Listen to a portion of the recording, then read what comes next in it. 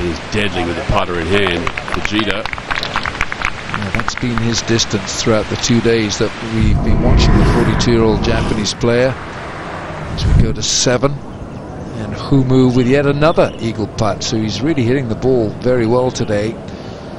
Humu from China. And not an eagle, but yet again another birdie for the Chinese player. He gets to 4 under par. David O, very solid player, the American. And this putt for birdie on 9, which was his final hole, dead centre. David O, he went to -5.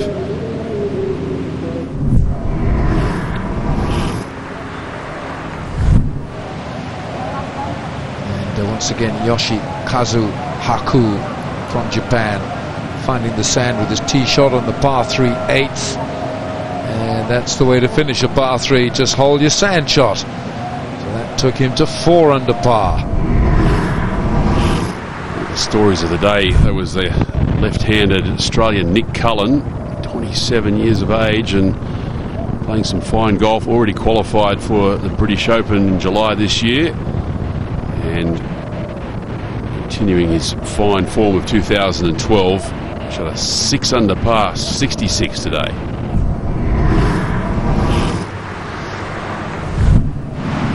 Very nice second round being put together by Kim Min-wee, 20 years of age, from Seoul, South Korea.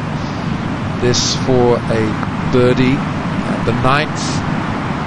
Yeah, it's well done to get to 1 under par. He turned it in 37 with 3 bogeys and 2 birdies. David Smale in the back of the green on 11. Part of 60 feet for birdie, and just tracking right into the cup for David Smale. And when it's going your way, you just got to run with it. Kim Min-wee putting together a tremendous back 9. This is another birdie chance on the 15th, having birdied the 12th and the 13th. So he makes another birdie, and that takes the young Korean to 4 under par.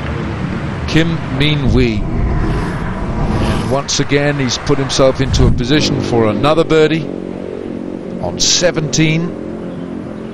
Kim Min-wee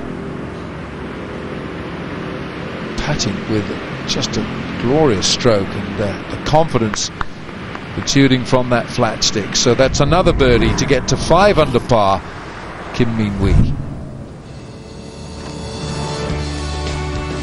So there we are. It's all to play for in the 3rd round, with David Smale leading.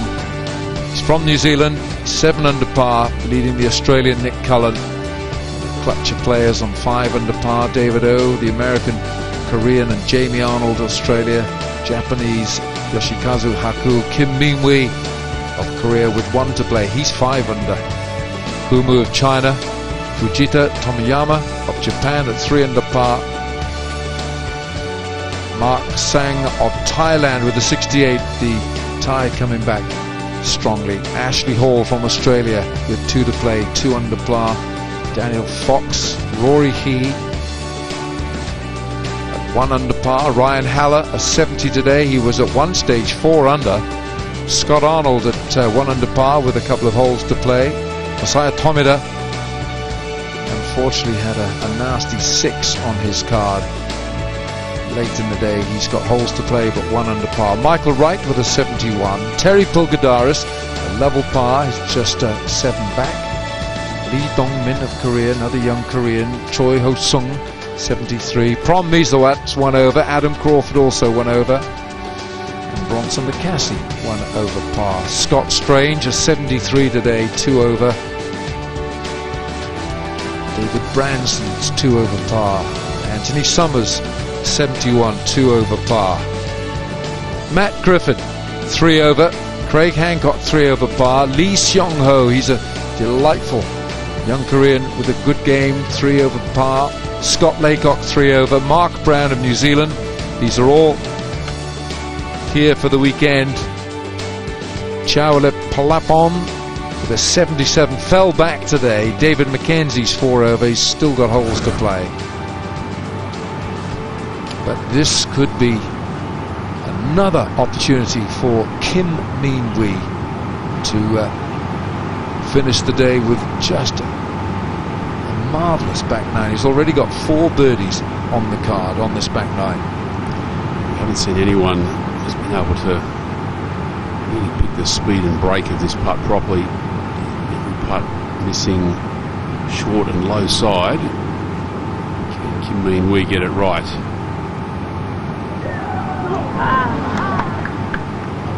Well, he needn't be too frustrated. He's played a wonderful round of golf after bogeying holes 5, 6 and 8. He's then rattled off 5 birdies since, Kim Min Wee, and it's going to be just fascinating to watch him on the weekend. Yeah, it certainly is. So there we are. David Smail, New Zealand leads. He led in the first round. He's leading after the second. Nick Cullen of Australia, the left-hander at 6 under, and then we've got those players on 5 under, including Jamie Arnold from Australia and Kim Min Wee of Korea. It's goodbye from Jakarta. We look forward to your company for round 3 tomorrow.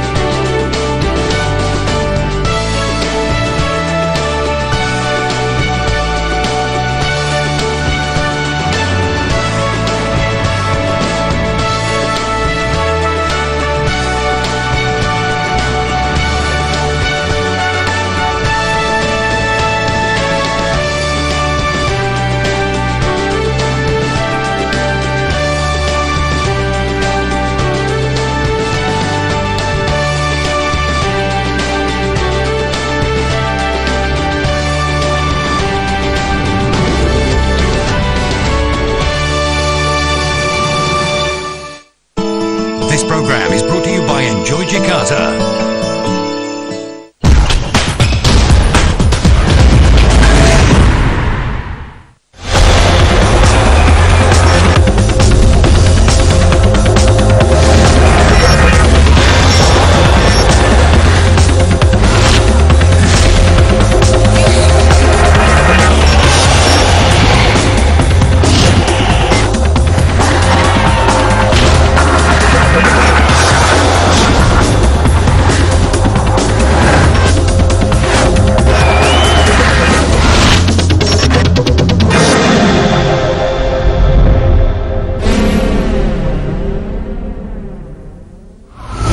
Bolton's FA Cup quarter-final against Tottenham was suspended after midfielder Fabrice Muamba collapsed off the play. Muamba fell to the ground with no other players near him and was quickly attended by Tottenham's Jermaine Defoe, who called for medical staff. Stewards and Bolton's medical team spent 6 minutes reviving Muamba, who has been admitted to London's Chest Hospital after suffering a suspected heart attack. Hospital staff have described the player as being in an extremely ill situation. Referee Howard Webb made the decision to suspend the game after only 41 minutes due to the seriousness of the unfolding situation.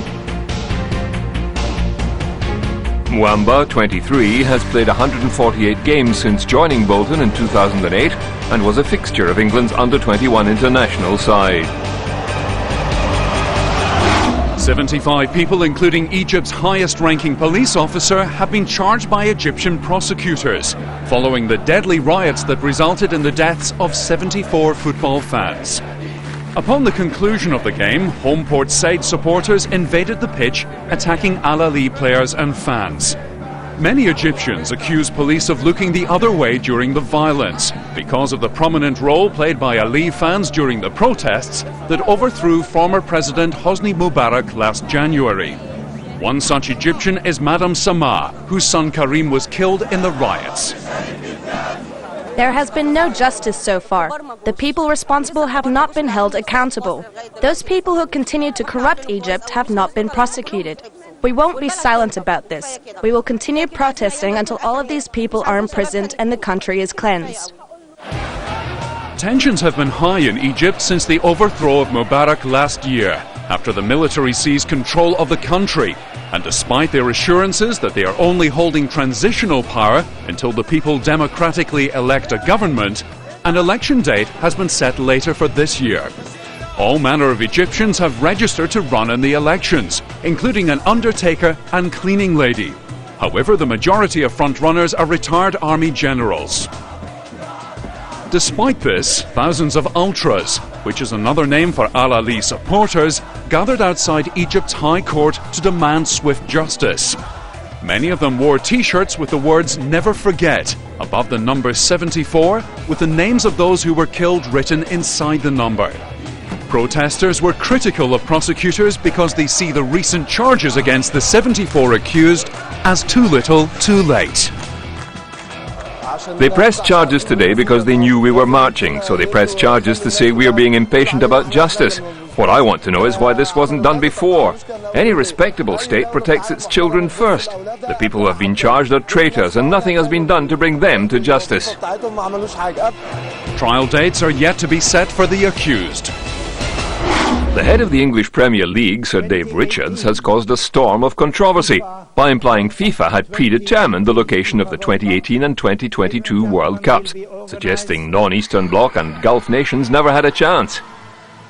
I think when we all went for it, we all believed we'd got a chance. Everybody believed that they'd got a chance. But as it started to get through it, and you go around the world, you can see a pattern starting to be laid that perhaps you're not going to be successful. He commented on the cultural differences of Europe and the Middle East, citing alcohol as a crucial factor in hosting. I think Qatar did a fantastic job in getting the World Cup. I think, yeah, it will be a fantastic place to come. But I do think you need to understand